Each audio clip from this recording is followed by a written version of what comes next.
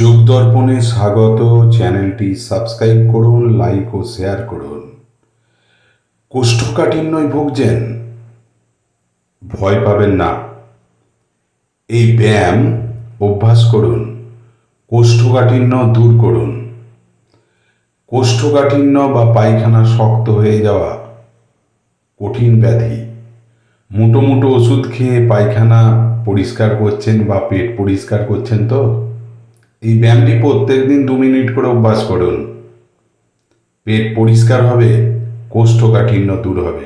তাই আর দুশ্চিন্তা নয়, মনে অশান্তি একেবারে নয়। পায়খানা করার পর পায়খানা থেকে যখন বেরোবেন গান করতে করতে, বন্ধু এই ব্যায়ামটি অভ্যাস করুন।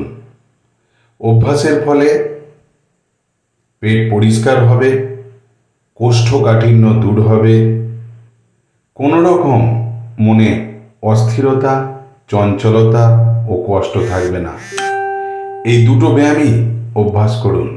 এই ব্যায়ামটি অভ্যাসেও পেট পরিষ্কার হয়, পায়খানা পরিষ্কার হতে সাহায্য করে, কোষ্ঠকাঠিন্য দূর করে।